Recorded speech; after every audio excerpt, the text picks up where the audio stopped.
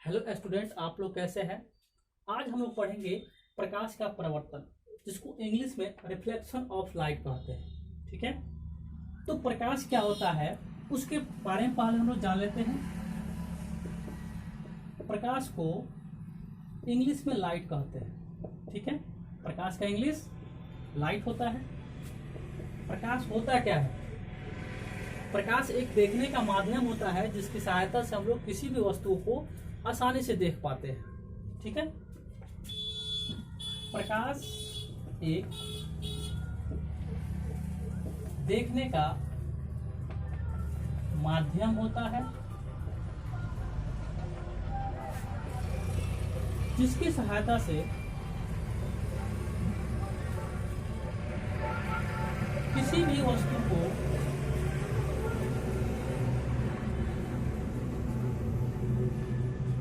देख पाते हैं। ठीक है, प्रकाश क्या होता है? एक देखने का माध्यम होता है जिसकी सहायता से किसी भी वस्तु को हम लोग देख पाते हैं। यदि अंधेरे कोठरी में यदि मार्कर कहीं रख दिया जाए और उसको ढूंढने चला जाए तो क्या वो प्रकाश अंधेरे में दिखाई देगा? नहीं नो, जब तक कि उस पे वस्तु प्रकाश न पड़ेगा तब तक हमें कोई भी वस्तु दिखाई नहीं देता। ठीक है, प्रकाश एक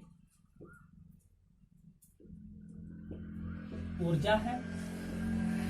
प्रकाश एक ऊर्जा है। जैसे हम लोग लालटेन में तेल डालते हैं तो क्या होता है, वो जलता है और प्रकाश देता है। यानी उसमें रासायनिक ऊर्जा को हम लोग रखते हैं लालटेन में तो क्या करता है, वो फिर से प्रकाश ऊर्जा में बदल जाता है। यानी प्रकाश एक ऊर्जा है, हम लोग कह सकते हैं। एक और देखिए, प्रकाश एक विद्युत चुंबकीय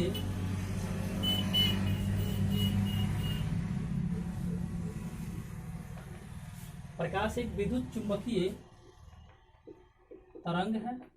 ठीक है, सबसे ज्यादा तेज प्रकाश निर्वात में चलता है, जिसकी चाल होती है 3 × 10⁸ मीटर प्रति सेकेंड। ठीक है,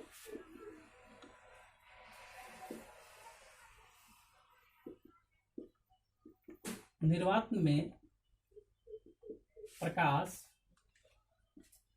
का चाल 3 × 10⁸ मीटर प्रति सेकेंड होता है। सबसे तीव्र गति प्रकाश निर्वात में ही चलता है, जिसकी चाल 3 × 10⁸ मीटर प्रति सेकेंड होता है, या हम लोग कह सकते हैं कि 3 लाख मीटर प्रति सेकेंड से वो चलता है। ठीक है, एक और पॉइंट है, सूरज का प्रकाश पृथ्वी तक आने में 500 सेकेंड या 8 मिनट 20 सेकेंड लगता है।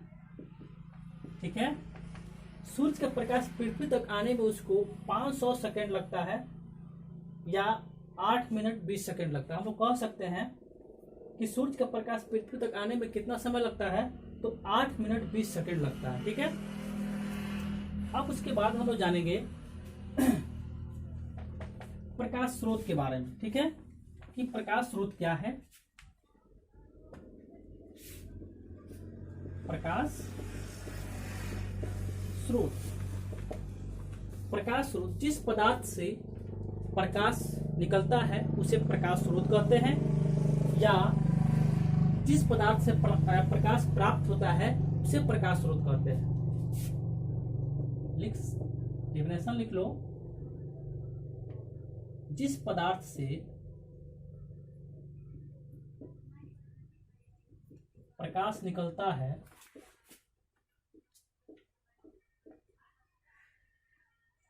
उसे प्रकाश स्रोत कहते हैं।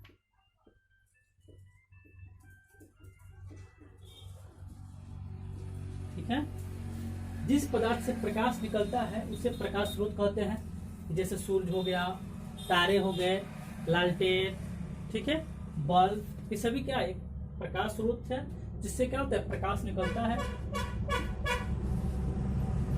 अब हम लोग देखेंगे कि प्रकाश स्रोत कितने प्रकार का होता है। तो प्रकाश स्रोत 2 प्रकार का होता है। प्रकाश स्रोत 2 प्रकार का होता है। एक होता है प्राकृतिक प्रकाश स्रोत, एक होता है प्राकृतिक प्रकाश स्रोत और दूसरा होता है मानव निर्मित प्रकाश स्रोत।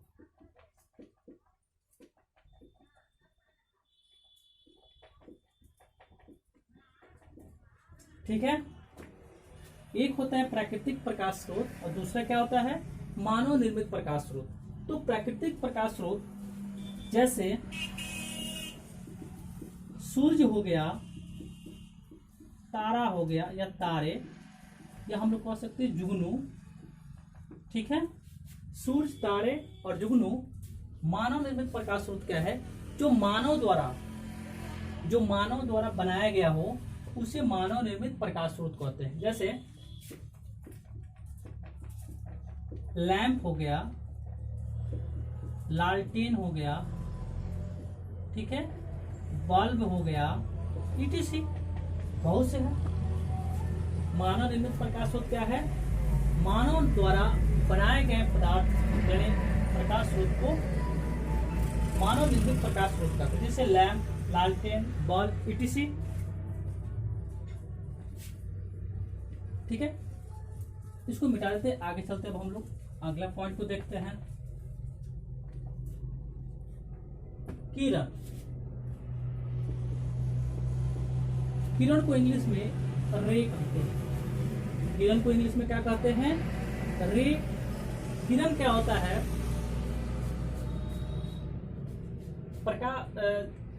किरण एक सीधी रेखा पर गमन करती है, यानी सरल रेखा पर गमन करती है। जिस सीधी पथ पर प्रकाश गमन करता है उसे किरण कहते हैं। लिख लो, जिस सीधी पथ पर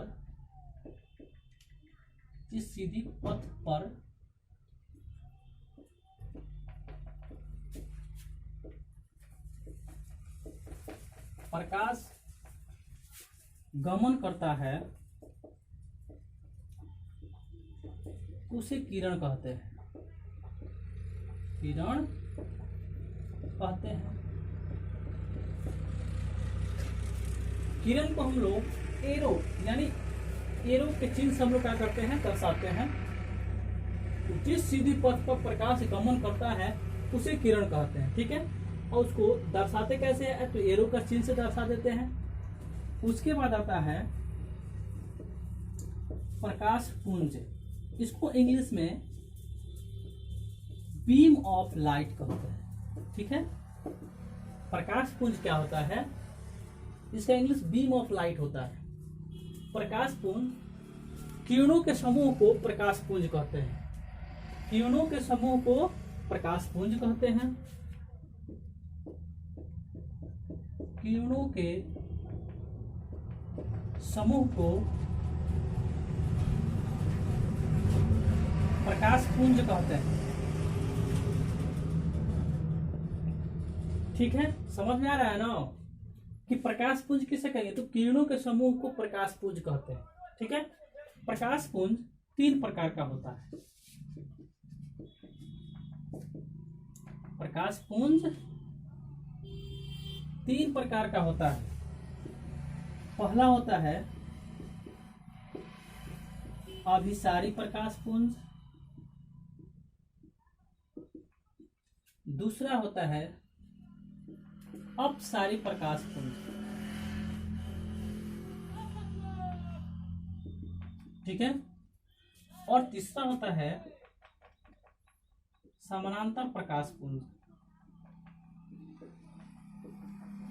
ठीक, अभी सारे प्रकाश पुंज को हम लोग कन्वर्जेंट बीम ऑफ लाइट कहते हैं। ठीक है, अभिसारी प्रकाश पुंज को इंग्लिश में क्या कहते हैं, कन्वर्जेंट बीम ऑफ लाइट कहते हैं। अपसारी प्रकाश पुंज को हम लोग डाइवर्जेंट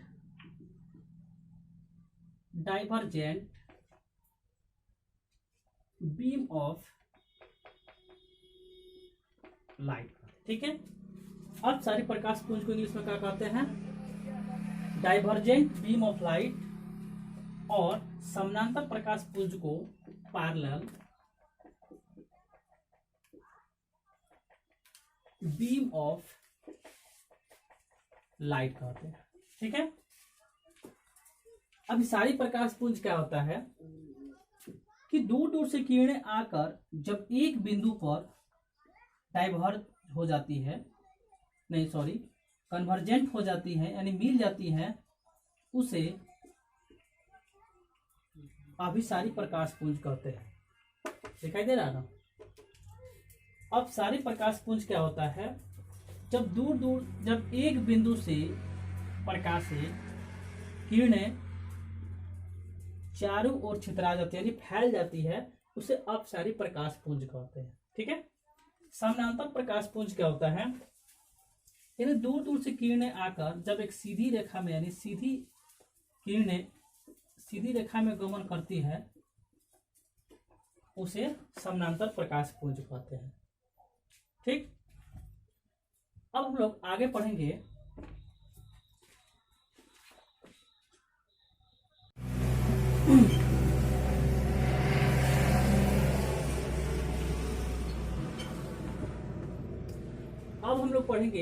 प्रकाश का परावर्तन, यानी परावर्तन का नियम, परावर्तन का नियम।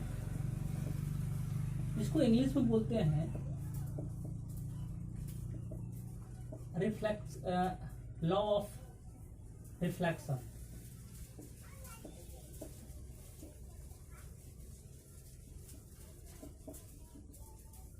Law of reflection. यदि एक हम समतल दर्पण ले ले और उस पे एक प्रकाश को हम एक प्रकाश उस पे हम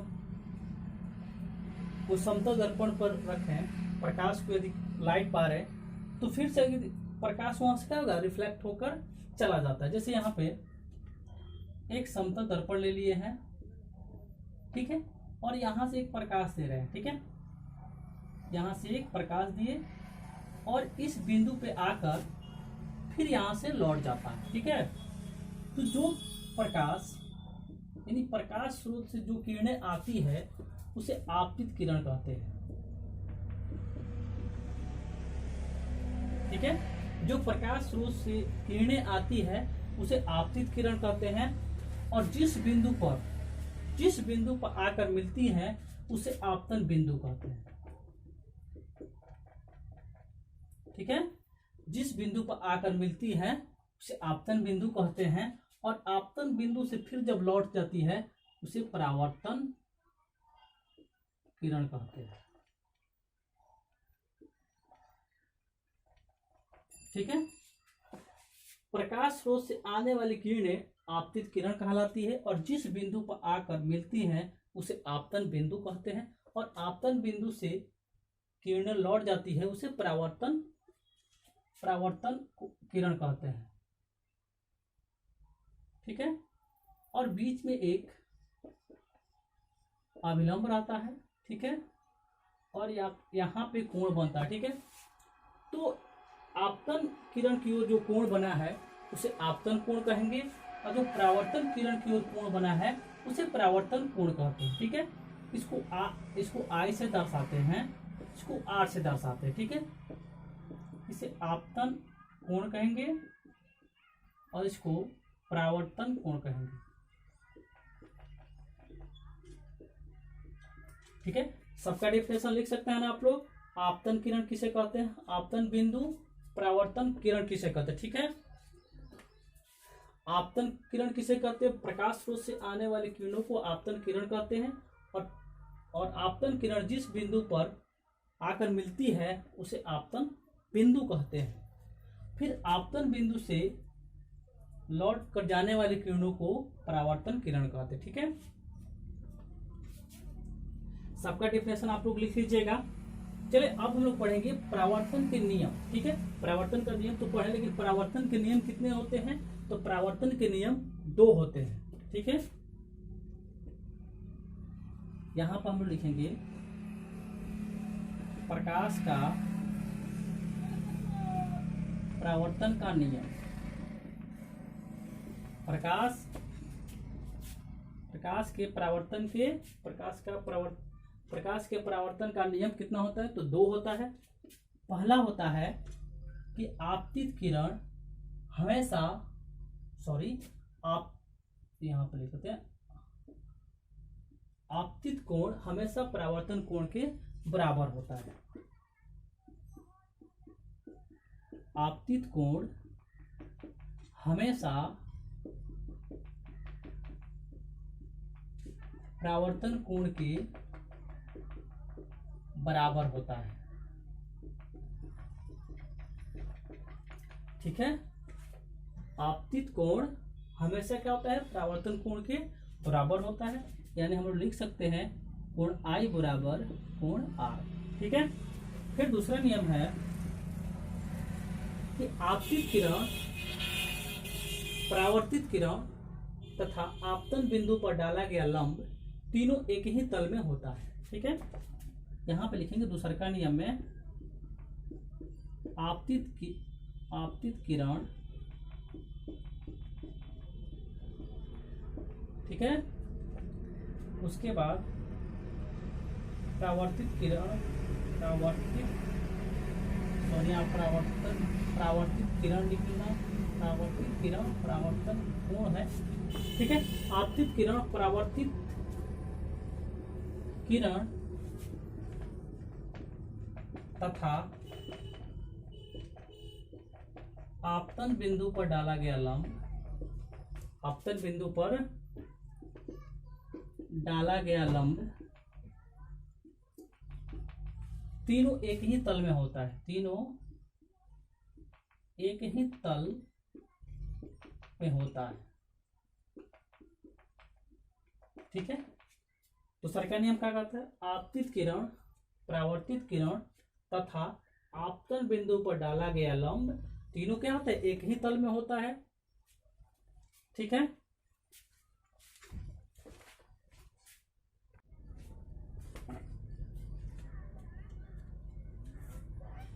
अब हम लोग पढ़ेंगे प्रतिबिंब। प्रतिबिंब को इंग्लिश में इमेज कहते हैं। प्रतिबिंब को इंग्लिश में इमेज कहते हैं। किसी बिंब स्रोत से आती हुई प्रकाश की किरणें परावर्तन या अपवर्तन के बाद एक बिंदु पर कटती या काटती हुई प्रतीत होती है, उसे प्रतिबिंब कहते हैं। ठीक है, यानी किसी बिंब स्रोत से आने वाली किरणें, आती हुई किरणें, प्रकाश की किरणें, किसी बिंब स्रोत से आती हुई प्रकाश की किरणें परावर्तन या अपवर्तन के बाद जिस बिंदु पर कटती या काटती हुई प्रतीत होती है, उसे प्रतिबिंब कहते हैं। ठीक है, प्रतिबिंब 2 प्रकार का होता है। प्रतिबिंब के प्रकार देखिए,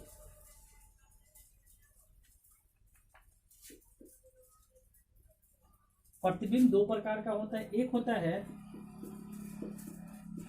वास्तविक प्रतिबिंब और दूसरा होता है काल्पनिक प्रतिबिंब।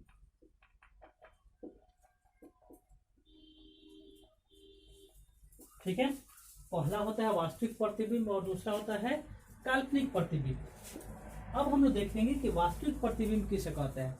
तो डिफिनेशन हमको इसी में से मिलेगा। ठीक है, तो सब लिखना, किसी बिंब स्रोत से आती हुई प्रकाश की किरणें परावर्तन या अपवर्तन के बाद एक बिंदु पर काटती है। क्या होता है? एक बिंदु पर काटती है, उसे प्रतिबिंब, वास्तविक प्रतिबिंब कहते हैं। ठीक है, यानी किसी बिंब स्रोत से आती हुई प्रकाश की किरणें परावर्तन या अपवर्तन के बाद एक बिंदु पर काटती है, उसे वास्तविक प्रतिबिंब कहते हैं। काल्पनिक प्रतिबिंब, इसका डिफिनेशन देखो, किसी बिंब स्रोत से आती हुई प्रकाश की किरणें परावर्तन या अपवर्तन के बाद एक बिंदु पर, ठीक है, इसको छोड़कर एक बिंदु पर काटती हुई प्रतीत होती है उसे काल्पनिक प्रतिबिंब कहते हैं। ठीक है, पहला होता है वास्तविक प्रतिबिंब में यह हमेशा वास्तविक प्रतिबिंब में हमेशा प्रतिबिंब उल्टा बनता है, यह हमेशा उल्टा बनता है। ठीक है, और दूसरा होता है यह दर्पण के, ठीक है, यह दर्पण के आगे बनता है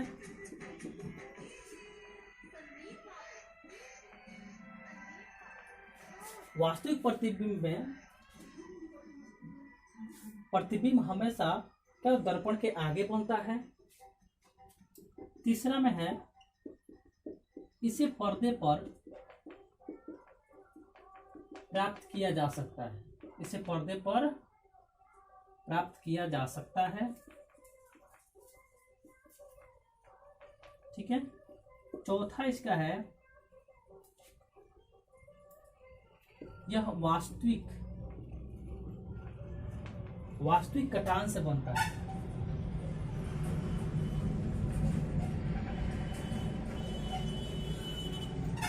ठीक है, वास्तविक प्रतिबिंब में क्या होता है, यह हमेशा उल्टा बनता है, यह दर्पण के आगे बनता है, इसे पर्दे पर प्राप्त किया जा सकता है, यह हमेशा वास्तविक कटान से बनता है, जस्ट इसके उल्टा काल्पनिक होता है। ठीक है, परिभाषा बता चुके हैं, उसको लिख लीजिएगा, आप लोग को लिखना है। इसमें क्या होता है, काल्पनिक में यह हमेशा सीधा बनता है, यह हमेशा सीधा बनता है। ठीक है, काल्पनिक प्रतिबिंब में क्या होता है, इसका प्रतिबिंब हमेशा सीधा बनेगा। दूसरा क्या होता है, यह दर्पण के पीछे बनता है।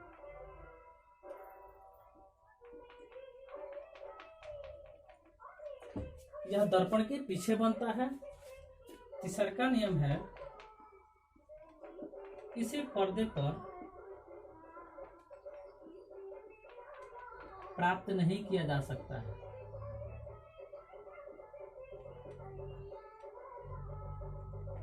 ठीक है,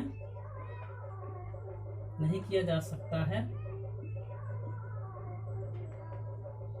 और चौथा इसका है, यह देखिए वास्तविक प्रतिबिंब वास्तविक कटान से बनता है और यह काल्पनिक कटान से बनता है।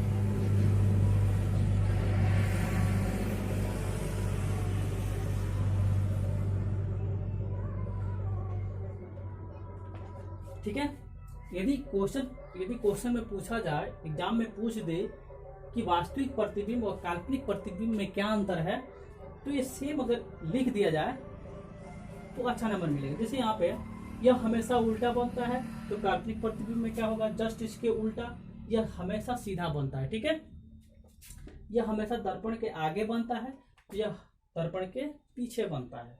इसे पर्दे पर प्राप्त किया जा सकता है और इसे पर्दे पर प्राप्त नहीं किया जा सकता। यह वास्तविक कटान से बनता है, यह काल्पनिक कटान से बनता है। ठीक है।